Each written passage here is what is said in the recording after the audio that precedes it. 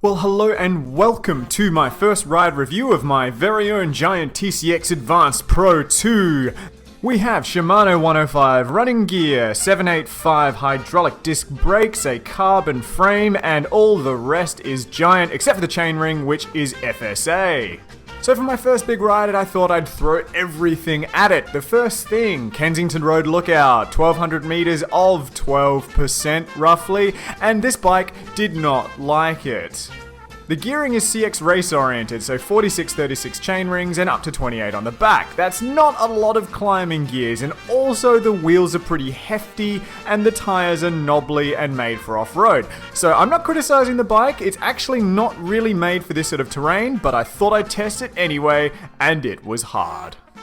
Next up was some nasty mountain bike territory on a pretty rough fire trail, and I gotta say the bike handled it pretty well. Those knobbly tires actually were good here, and yeah, rumbled over most things without too much of an issue.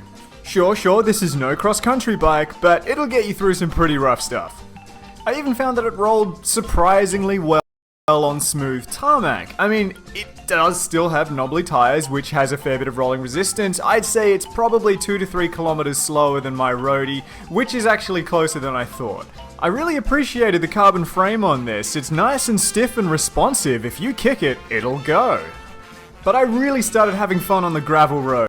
This thing is perfectly suited for smashing across the Strada Bianchi, and Adelaide is spoiled for awesome gravel back roads. So much fun.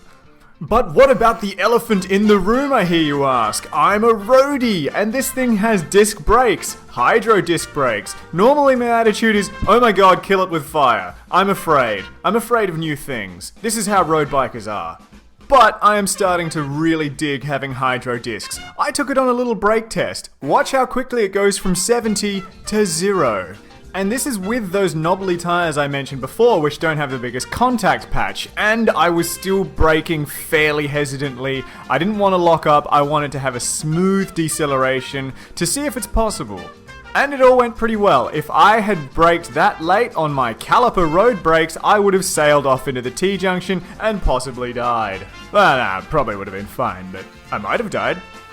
Now the last thing to talk about is how it feels to descend on. It's a little bit of a contradictory experience. It's stiff at the front end, there's no doubt, but it still feels a little bit slow with the steering input, just a little bit sluggish compared to my other road bikes.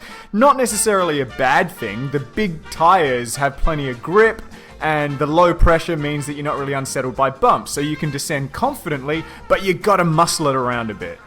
So now to wrap up my first ride review.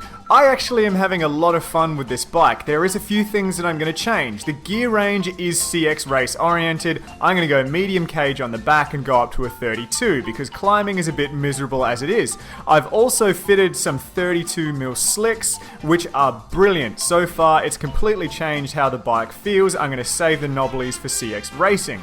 But other than that, it is quite a good package. I've been very happy with it. If you're in the market for a CX carbon with hydro brakes, have a look. Thank you so much for watching. Don't forget to subscribe.